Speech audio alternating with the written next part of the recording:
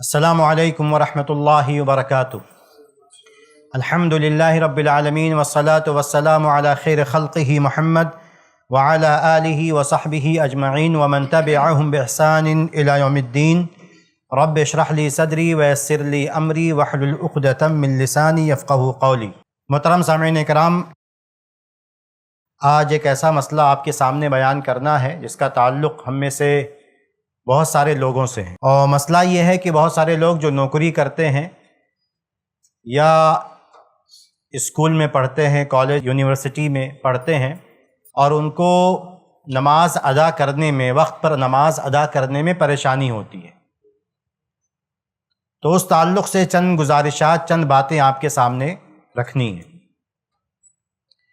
پہلی بات یہ ہے کہ اللہ تبارک و تعالیٰ نے ارشاد فرمایا سورہ نساء آیت نمبر 103 کہ ان الصلاۃ کانت علی المؤمنین کتابا موقوتا، کہ بے شک نماز اہل ایمان پر اپنے وقتوں پر فرض ہے، یعنی ہر نماز کو اس کے وقت میں پڑھا جائے۔ اصل یہی ہے کہ فجر کا ایک وقت ہے، ظہر کا، عصر کا، مغرب کا، عشاء کا، ہر نماز کا اپنا وقت ہے، ہر نماز کو اس کے وقت ہی میں پڑھا جائے۔ البتہ ہم دیکھتے ہیں کہ شریعت نے اس میں کچھ گنجائش رکھی ہے۔ گنجائش یہ ہے کہ اگر اس میں مشقت ہو، پریشانی ہو، تو بہت ساری گنجائشوں میں سے گنجائش یہ ہے کہ دو نمازوں کو ایک وقت کی نماز میں انسان جمع کر سکتا ہے، جیسے ظہر و عصر کو جمع کر سکتا ہے یا مغرب اور عشاء کو جمع کر سکتا ہے، چاہے عصر کو ظہر کے ساتھ ملا لے یا ظہر کو عصر کے ساتھ ملا لے، مغرب کو عشاء کے ساتھ ملا لے یا عشاء کو مغرب کے ساتھ ملا لے۔ بعض حالتوں میں اس کی گنجائش ہے، اور وہ حالتیں کیا ہے؟ ابن عباس رضی اللہ تعالیٰ عنہما کہتے ہیں، صحیح مسلم کی حدیث ہے کہ اللہ کے رسول صلی اللہ علیہ وسلم نے ظہر عصر کو جمع کیا، مغرب عشاء کو جمع کیا، آپ نے سفر میں، تبوک کے موقع پر آپ نے، اور بھی مواقع پر آپ نے جمع کیا۔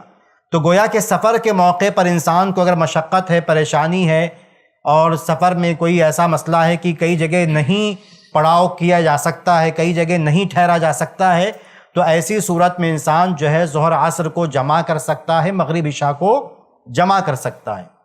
اسی طرح ایک دوسری حدیث ہے، صحیح مسلم کی اور دیگر کتابوں میں ہے، ابن عباس رضی اللہ تعالی عنہما کہتے ہیں کہ اللہ کے رسول صلی اللہ علیہ وسلم نے مدینہ میں ان نمازوں کو جمع کیا، ظہر عصر کو، مغرب عشاء، ان نمازوں کو جمع کیا، من غیر خوف ولا مطر۔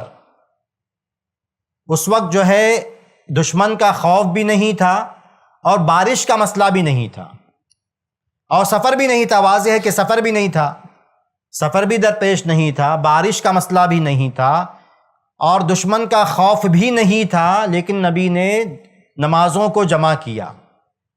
تو بعض لوگوں نے، بعض ان کے شاگردوں نے ابن عباس رضی اللہ تعالی عنہما سے پوچھا کہ آپ نے ایسا کیوں کیا، نبی نے ایسا کیوں کیا؟ آپ نے فرمایا، ابن عباس رضی اللہ تعالی عنہما نے فرمایا، لئلا یحرج امتہ، تاکہ اپنی امت کو کسی حرج میں، پریشانی میں، مشقت میں نہ ڈالیں۔ علماء کرام نے اس سے مسئلہ بہت واضح انداز میں یہ مستنبط کیا ہے، اس کا استنباط کیا کہ اگر انسان کو کسی وجہ سے کوئی پریشانی ہو، بیماری کی وجہ سے، بیماری کی وجہ سے انسان پریشان ہو سکتا ہے، کیچڑ کی وجہ سے مسئلہ ہو سکتا ہے، شدید سردی، ٹھنڈی ہو سکتی ہے، سخت ٹھنڈی ہو سکتی ہے، سخت گرمی ہو سکتی ہے، باہر نکلنا ممکن نہ ہو، فساد کا مسئلہ ہو، کوئی بھی ایسی چیز جس کی وجہ سے ہر نماز کو اس کے وقت میں پڑھنا مشکل ہو، پریشان کن ہو، تو شریعت نے اجازت دی ہے کہ ایسی صورت میں نمازوں کو جمع کیا جا سکتا ہے، ظہر عصر کو، مغرب عشاء کو۔ لیکن ایک بات کہنا ہے کہ جو لوگ اسکول میں پڑھتے ہیں یا نوکری کرتے ہیں، اور ان کی نوکری کے دوران یا اسکول کی جو ٹائمنگ ہے اس میں کوئی نماز اسکول ٹائمنگ میں آتی ہے، یا کوئی نماز ایسی ہے کہ نوکری کے وقت میں آتی ہے، تو اس کے لیے کیا کیا جائے؟ تو چند جو ہے اسٹیپس ہیں، ہمیں بالتدریج چلنا ہے، اسٹیپ بائی اسٹیپ چلنا ہے۔ ایسا نہیں ہے کہ فوراً ہم جمع کر لیں گے، بلکہ اور راستہ، ہر نماز کو اس کے وقت پہ پڑھنے کا راستہ نکالنے کی کوشش کریں گے۔ اگر وہ ممکن نہیں ہوگا تب جمع کی بات کی جائے گی۔ جیسے راستہ کیا ہو سکتا ہے کہ انسان ایسے اسکول میں جائے، ایڈمیشن ہو، یا ایسی جگہ نوکری کرے جہاں وقت پہ نماز پڑھ سکتا ہو.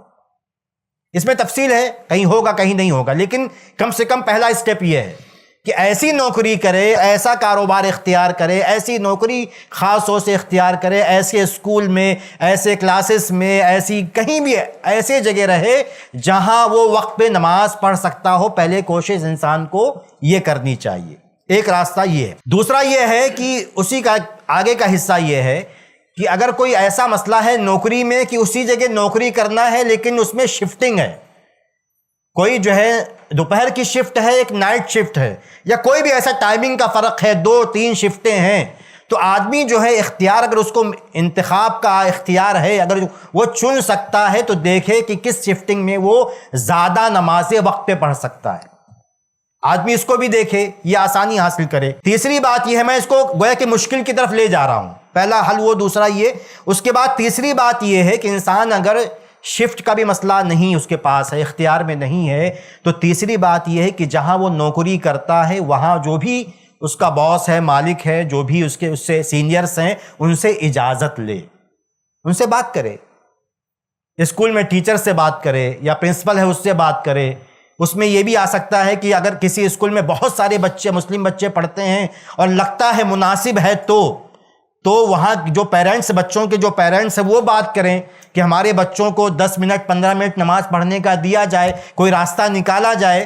یہ تمام چیزیں آ سکتی ہیں. انسان کو اس کی کوشش کرنا چاہیے کہ سامنے والے سے اجازت مل جائے نماز پڑھنے کی.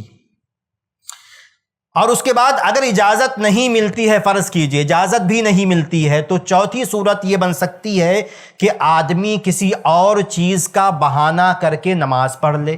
جیسے ڈنر ٹائم پہ پڑھ لے، چائے پینے کا کوئی وقفہ ملتا ہے تو چائے پینے کے نام سے نکلے لیکن چائے نہ پیے، اور لوگ چائے پیے لیکن وہ نماز پڑھ کے آئے.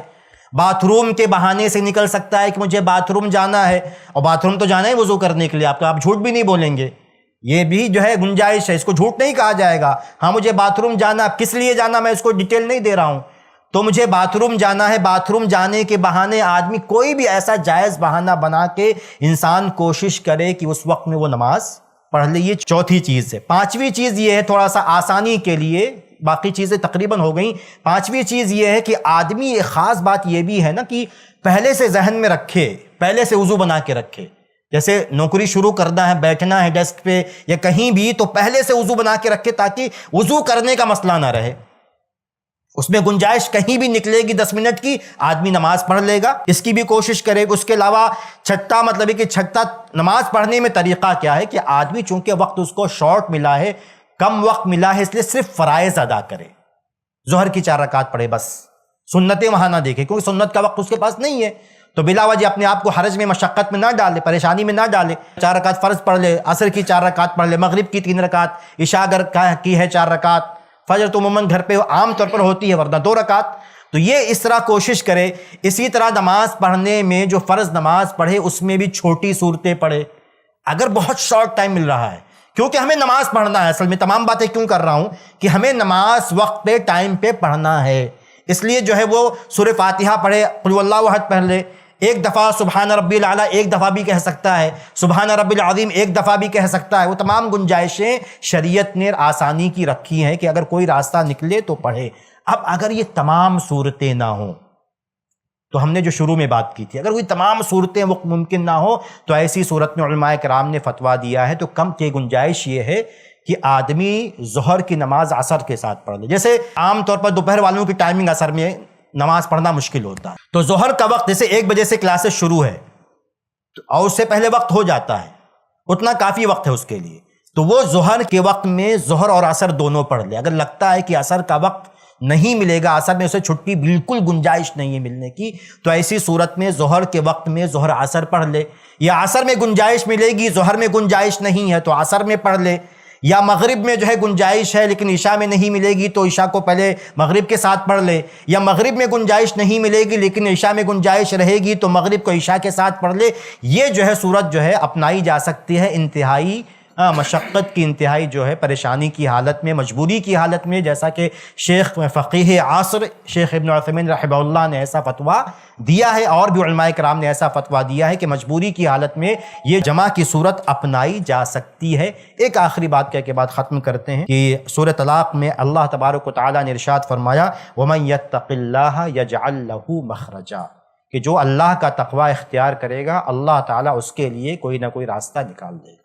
انسان کی خواہش ہوگی، تمنا ہوگی، اس کی نیت خالص ہوگی، صادق ہوگی، سچے دل سے وہ اللہ تعالیٰ سے چاہے گا، اس کے دل میں پریشانی ہوگی کہ میں نماز کیوں نہیں پڑھ پا رہا ہوں وقت پہ، یا مجھے نماز کا موقع، مطلب وہ کوششیں کرے گا اس کے لیے، اللہ تعالیٰ سے دعا کرے گا۔ اس میں بہت واضح بات میں ایک مثال دینے کے طور پر کہ بھائی جس کے ہم نوکری کرتے ہیں یا جو ٹیچر ہمارے پرنسپل ہے، اللہ تعالیٰ اس کے دل کو نرم کر دے گا۔ اگر ہماری جو ہے طلب سچی ہوگی، ہماری دعا سچی ہوگی، ہماری نیت خالص ہوگی، تو اللہ تعالیٰ کوئی نہ کوئی راستہ نکال دے گا۔ یہ چند باتیں تھیں، اللہ تعالیٰ سے دعا ہے کہ اللہ تعالیٰ ہمیں ان کو سمجھنے اور اس پہ عمل کرنے کی توفیق عطا فرمائے، آمین۔ والسلام علیکم ورحمۃ اللہ وبرکاتہ۔ ایسے ہی فائدہ مند اسلامک ویڈیوز دیکھنے اور منہج سلف پر کتاب و سنت کی تعلیمات کو عام کرنے میں ہمارا تعاون کریں، تاکہ آپ کے لیے ذریعہ نجات، جنت کے حصول کا سبب، ساتھ ہی مال میں برکت و اضافے کا ذریعہ بھی بنے، آمین۔ جزاک اللہ خیرن۔